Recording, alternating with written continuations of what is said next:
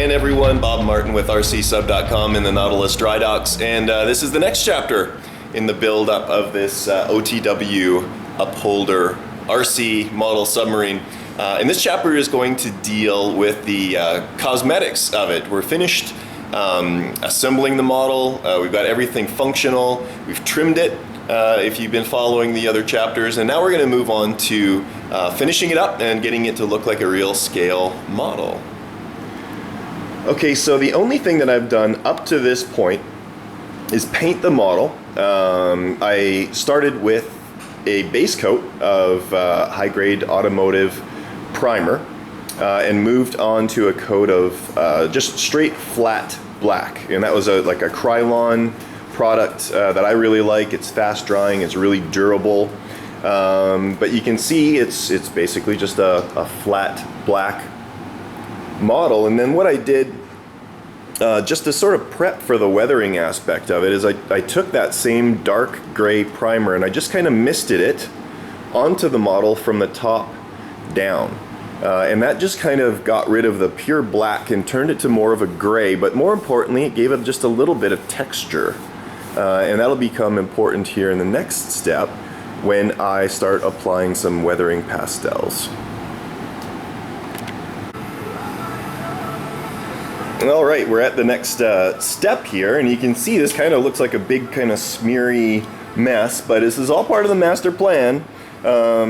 What I've got here is just some paper towel, and I put some weathering chalk on the end of it, dabbed it off, and really there's not much on there, but the secret to this is to wipe the model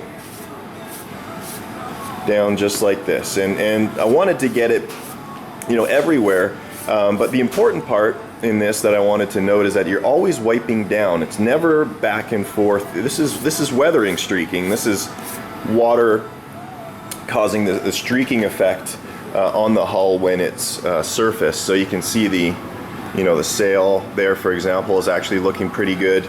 But really, again, this is just the first step. So I got this side done. And we're going to move on to the other side, and then I'll show you what the next step is. Alright, here's the next step. I've wet down this paper towel, this shop towel, and again, streaking down. And what that's doing is it's removing a lot of the overt areas that got just a little bit too much. So I've done the one side, I'm going to move on to the other side. Okay, moving along, a little bit more progress.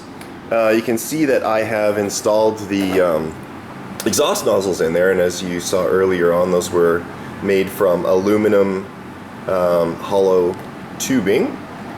Those are put in at an angle. I'll be airbrushing those to make a little bit of exhaust soot in there. I've also installed some clear lenses for the navigation light in the sail, and I've highlighted the area around the windows there with a little bit of white paint.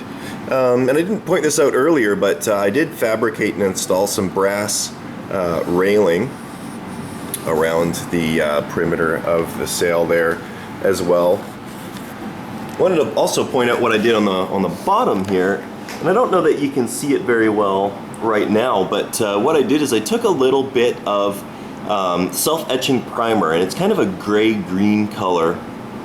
Flipped the model over and I dusted the entire bottom of the model, and the technique for that was to just squeeze the plunger of the spray tank there, and what that does is it makes a really uneven kind of blotchy speckling, and what I'm trying to kind of replicate there is the marine growth that grows on the bottom, and it turned out really well. I'm actually really happy in how that turned out. So it's got this kind of algae growth, kind of a weathered gray-green color on the bottom of the hull, and then I sealed that with clear flat. The last thing that I've done since the last update there is I have marked out the water line, and I think you can probably see this. Did that in pencil. And all I did for that was I just took a simple square. Attached a pencil to it with an elastic band and ran it around the entire perimeter of the model. And that gave me a perfectly level scribe line for the water line.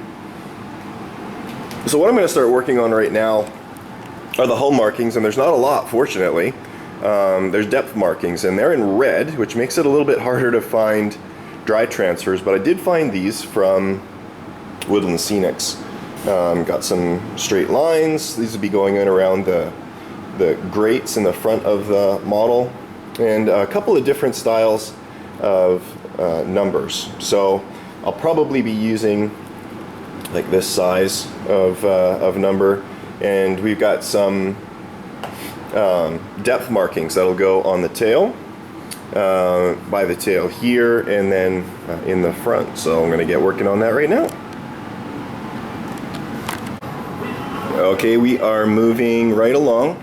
You can see I've applied some of the dry transfer decals on there. You can see the numbers in there, and again on the tail.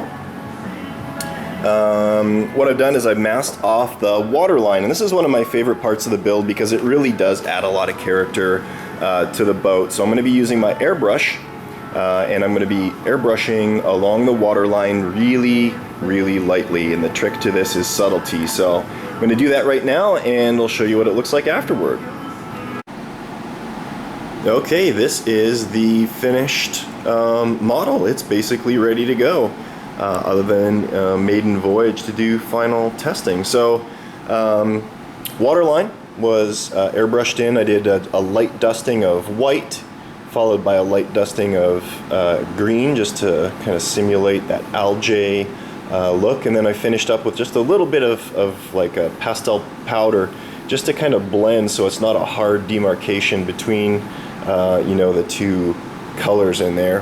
And then what I did is, you can see on the sail probably a little bit, I just took my brush and I rubbed in some rust and rubbed it down just to make it just a little bit more weathered. Used my airbrush to airbrush in some grimy black here behind the exhaust port, so you can see that kind of sooty effect behind the exhaust. So this is it. This is the final model. Thanks for joining me for this sort of final detailing section. Look for the last one, which will be final lake trials, coming in the next couple of weeks. Thanks a lot.